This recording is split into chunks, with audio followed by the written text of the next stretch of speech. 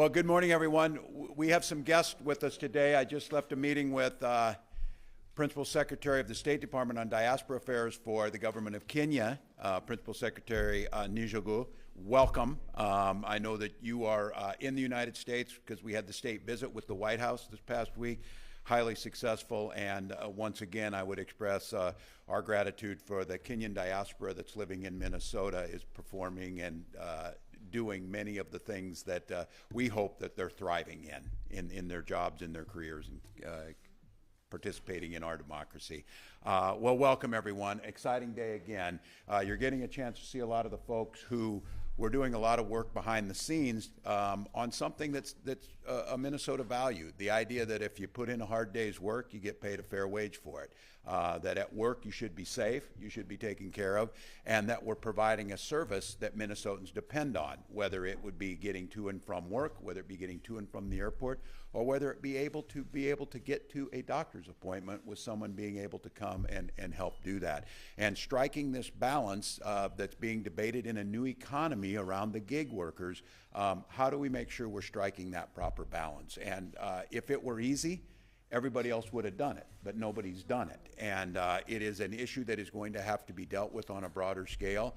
But here in Minnesota, with the folks you see behind us, some of the leadership you're going to hear from, we were able to strike a proper balance that made sure that we were holding those values of worker protections, worker fairness, and also making sure that the businesses themselves can continue to thrive and continue to grow so that people could use those services. And this has been a challenge. It has been difficult to do, but I just want to say is these are the folks that stuck with it. These are the folks that said compromise is possible. We can make this work, and at the end of the day, that's what they got. So today we're here to do what needs to be done, to note when these things happen in public, how they get done. We were hustling a little bit to sign a lot of bills due to the regulations to make sure that we didn't miss our window and that it became law, which it did. But I think today is really important, especially as you're seeing the folks who are here, and for Minnesotans to see how did this come about. Lots of thanks to give. Lieutenant Governor will give a few words, then we'll hear from Senator Fateh, we'll hear from Representative Hassan. I'm going to give a huge shout out. You've heard folks talk about this. I believe we've got the best commissioners working in state government in the country, and Commissioner Blissenbach from Department of Labor and Industry has been fantastic. So, it's a hard job, and to be at the center of this and to have people feel heard, all people feel heard across all of the constituencies that were involved with this, that's no small feat. So this is a day to celebrate. It's a day to show the things that got done, and I'm just really excited. It's good to spend some time with the folks who made this work. With that, Lieutenant Governor Flanagan. Thank you so much. This is a good group. I'm really excited to be here, and it is really a big deal that we're standing here today with a solution where everybody wins.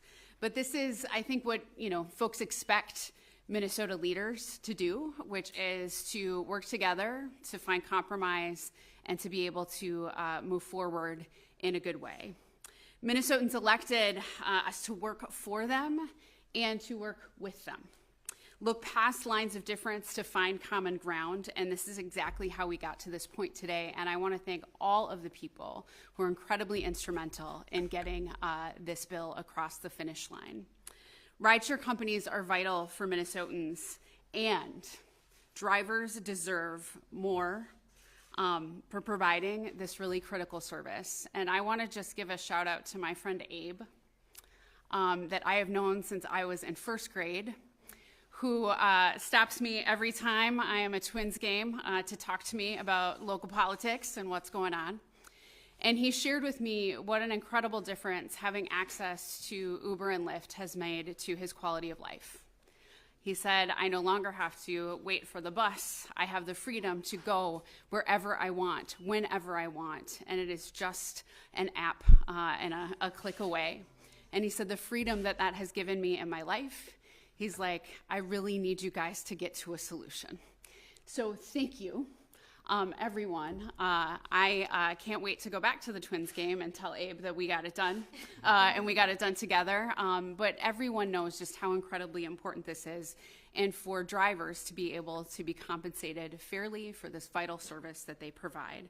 So thank you to everyone who got this done, to our elected leaders, and with that, I will hand it over to Senator Fateh.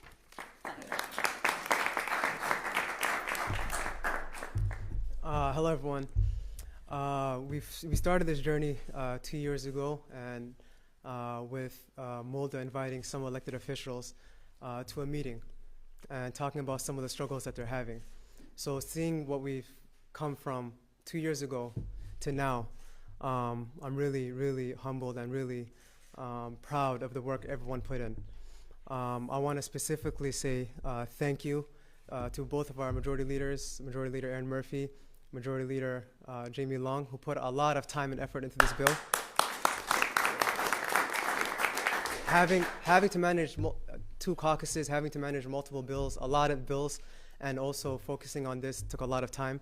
I want to say thank you to Representative Hassan, the other chief author on the House side, who we're going to lose this year, unfortunately. She's retiring. She's been a warrior for the workers, a warrior for the people, and the House and the Capitol will really miss her. So I want to say thank you to my sister.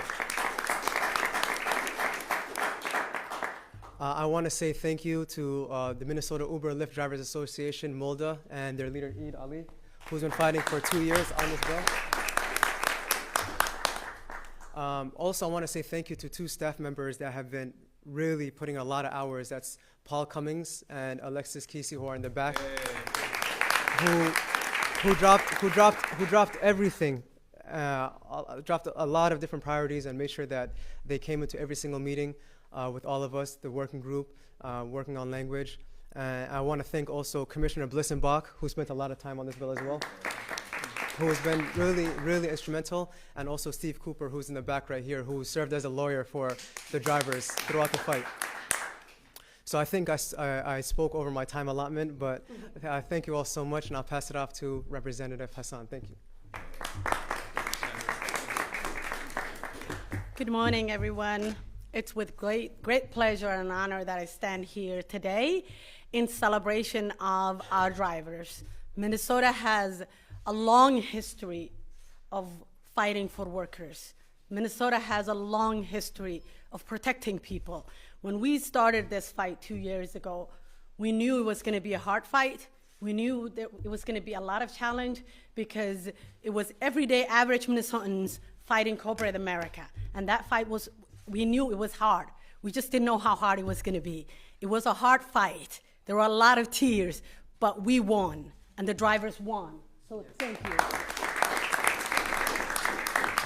I want to thank our governor and lieutenant governor.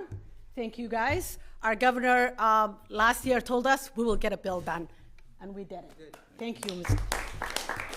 I want to thank our majority leader, Jamie Long. Thank you. Also, Senate Majority Leader Erin Murphy, who is in here, and their staff. Paul and Alexis have spent a whole lot of time. I also want to thank my sister Zainab Mohammed. If you really want somebody to calm the room and bring everybody together, that's the senator you need. She was the glue between Omar and I. We both are hard-headed human beings, but she kept it together. I want to thank our leaders from our community. We have two imams and other great leaders, our drivers, everybody who has made this happen, everybody who has shown up at a hearing, everybody who has talked to the governor's office, our leadership who said we want a bill done, and this bill was done. I know that only few people fight the fight, but victory belongs to everybody. This victory belongs to all Minnesotans. So thank you. I also want to thank my brother Samakab and my brother Rep Noor, who also kept fighting alongside with me in the House. Thank you. Our leadership from the Posse Caucus, Rep Frazier and Rep Agbaje, who are tremendous leaders. They are great leaders, and they made sure that this bill was going to sign into law. They made that happen. This victory belongs to all Minnesotans. Thank you.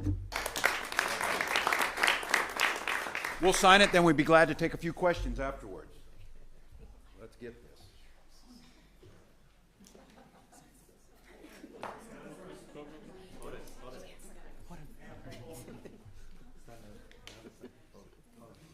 the other side. Oh, Yep, sorry. quick. Go right.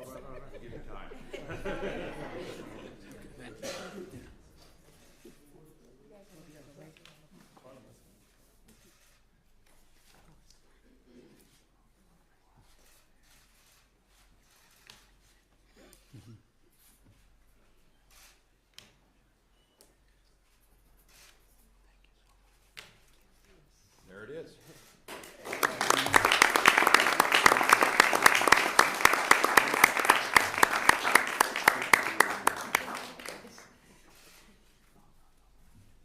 I'm glad to take a few questions.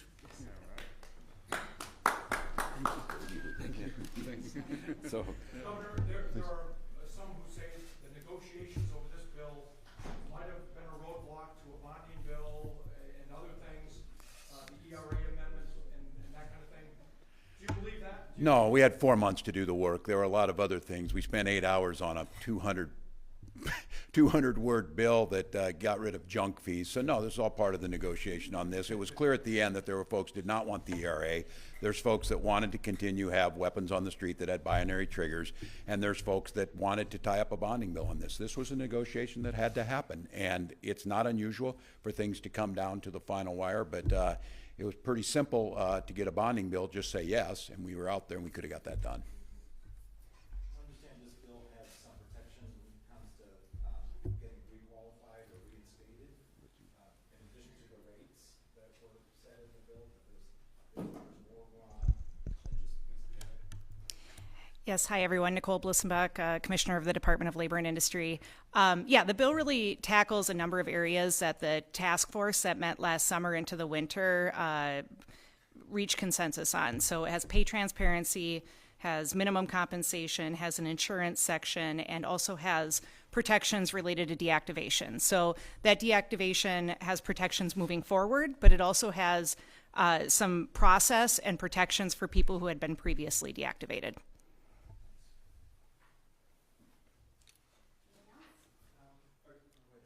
I was going to ask the governor about, this community here over the years has had tremendous progress when it comes to unions in the state, of course, but really Minnesota's immigrant community, whether it's other corporations like Amazon, to now rideshare companies. Could you just speak to the momentum and what Minnesota's immigrant community has done?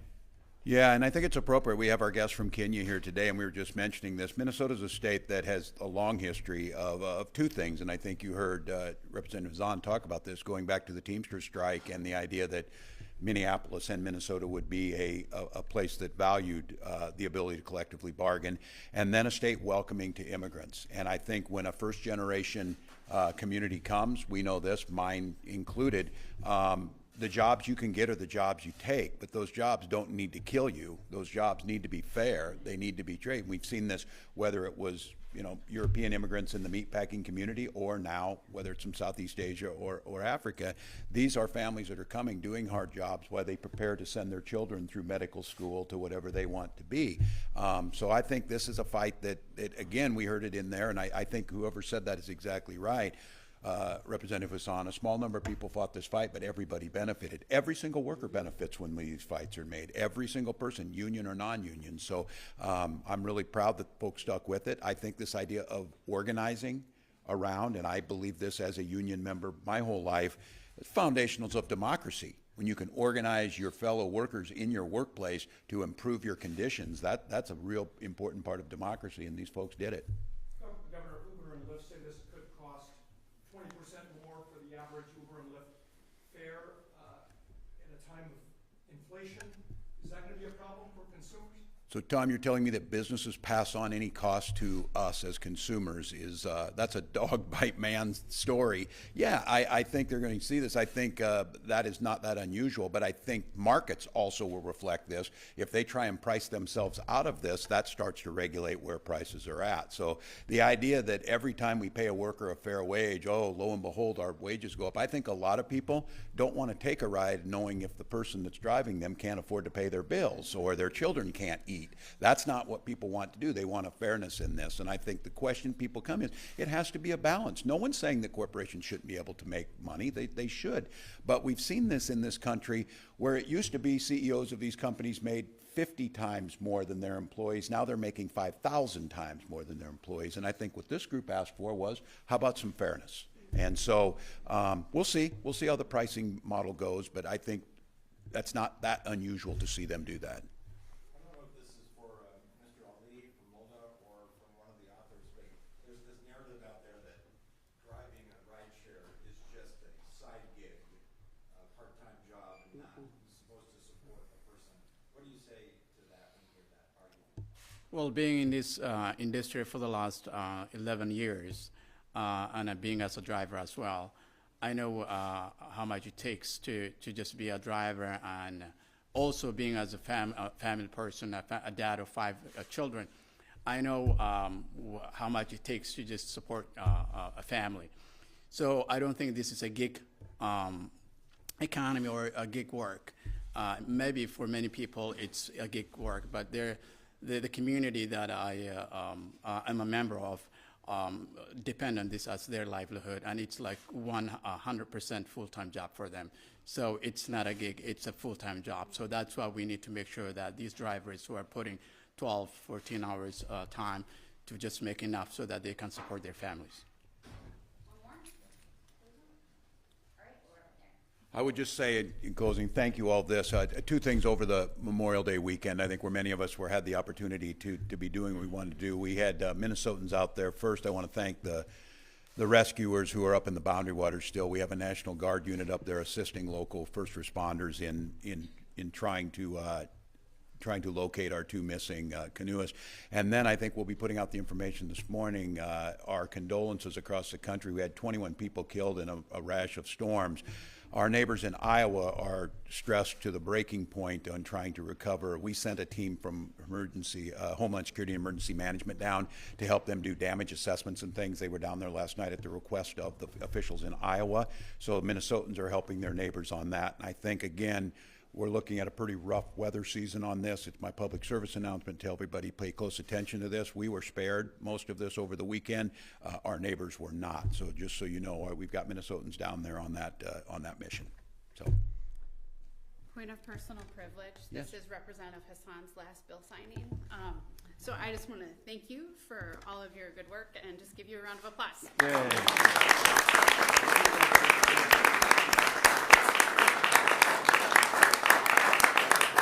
Thank you all. Any more bills that are pending, or? Where's my team that's managing the bill signing? What's that? They've all been signed. We'll have some official ones where we bring folks in that they're pretty important, but I did sign them all the other day. No on a special session? No on special session. We had work to do, and these folks got to go back home and do their work. So, thank you all. Thank you. You don't want to come back. I got to go to my other job. Let's smoke before you go.